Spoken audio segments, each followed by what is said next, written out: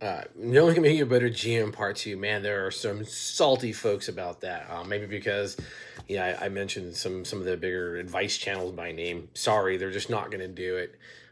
Maybe it's because I left some empty threads hanging or whatever. But here's you're not gonna learn how to be a GM from anyone else. They're gonna teach you how they GM, which is gonna be completely useless to you. Yeah, again, you might have some takeaways, but those are all gonna fail because when you run a game, you are, like I said, there's a sociology to tabletop gaming.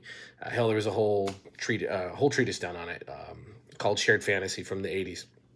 And so if you really want to know about running a game, is if GMing is what you want to do. Now, players have a whole different sociology they bring to the table, which is probably a whole different conversational side of the house. But if you want to run a game, you really got to know yourself. You got to know what you are going to personally bring. What are your vested interests? What is your personality? Because your personality is going to really shine through when you're playing a game. You're spending 4, 5, 6 hours in those blocks, maybe a little bit less, but that's, you can only fake it for so far, or or trying to be yourself for so long.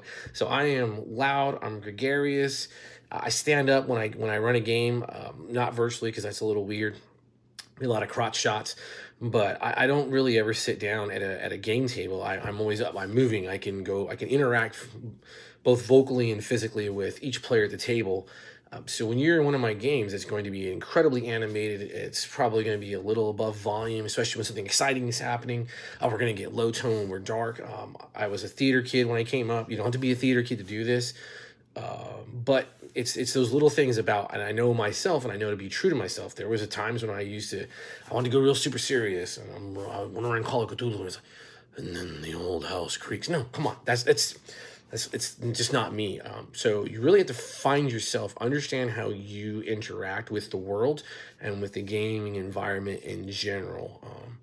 And really, that will be your biggest boon and your best friend in learning to run games well. You are not going to rewrite Lord of the Rings. No one will ever rewrite Lord of the Rings. Hell, I don't think someone can even copy it word for word without the utter temptation to change things that they don't like. And that's kind of how running a game is.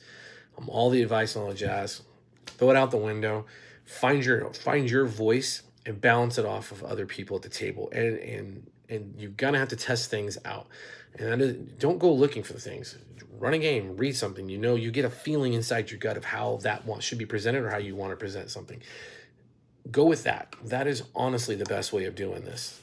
No one's going to help you out. They're going to say a lot of words that are going to be empty and hollow. I promise you.